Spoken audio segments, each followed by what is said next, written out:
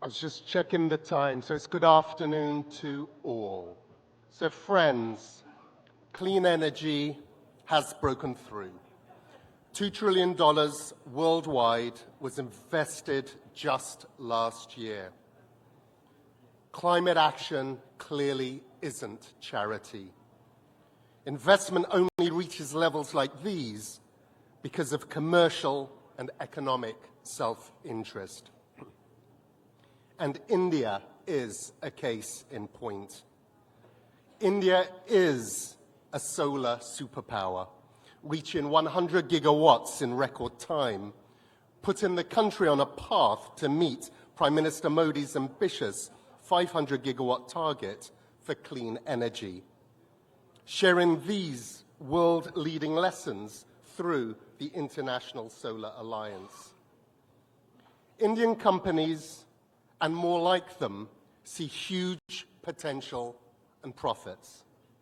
Their investment means cheaper energy prices for other companies across Indian industries and consumers shielded from the worst impacts of highly volatile global energy crises that fuel inflationary pressures.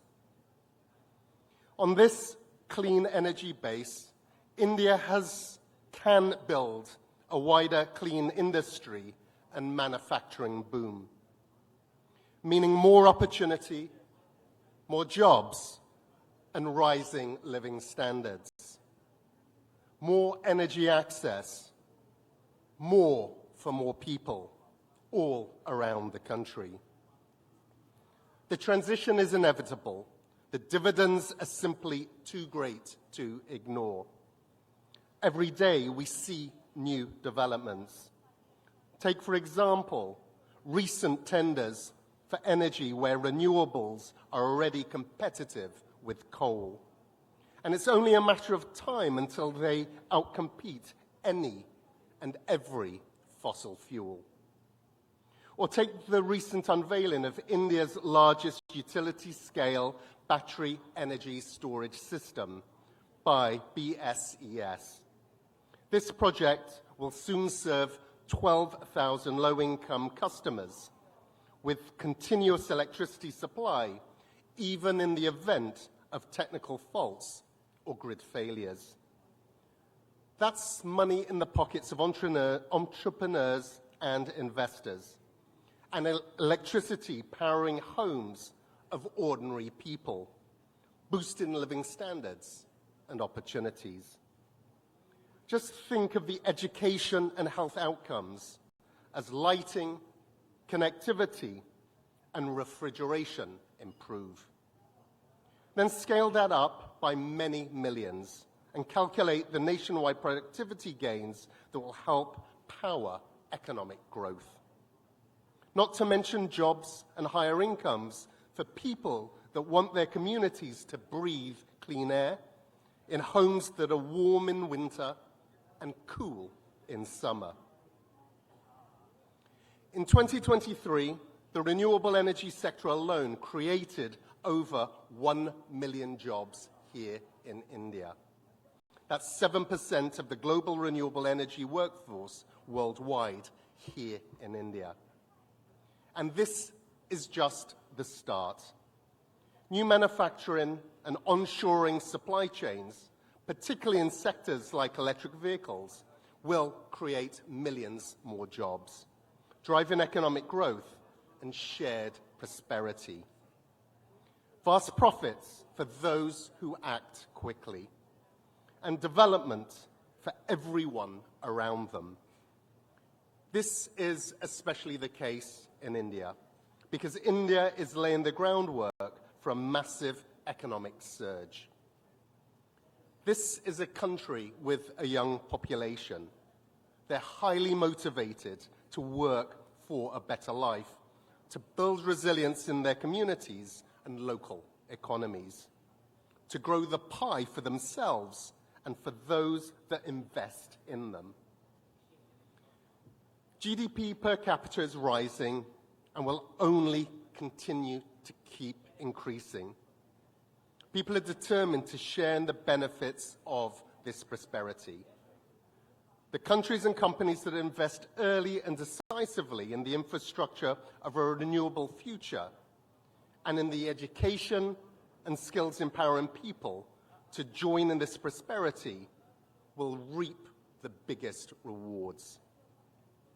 You have a valuable partner in your government who understands this well. Now is the time to redouble your efforts. If others take longer to follow, that only means that when they decide to catch up, they will do so following your success, buying your products, paying royalties for your intellectual property, setting the course for industrialization through decarbonization, ensuring a future that is not only cleaner, but also more prosperous and more secure.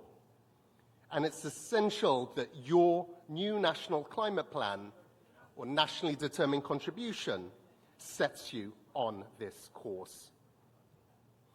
While it's true that the transition is inevitable, who benefits the most is not. Those that are most vulnerable and have contributed least to the causes of the climate crisis have vast appetite to step up climate action, but simply lack the financial means to do so. This year, my own organization and many others will redouble our efforts to help identify and unleash the international finance needed to invest in both the energy transition and building climate resilience, making sure the finance targets we agreed in Baku are a baseline, not an end line. And those that need finance the most get more and sooner.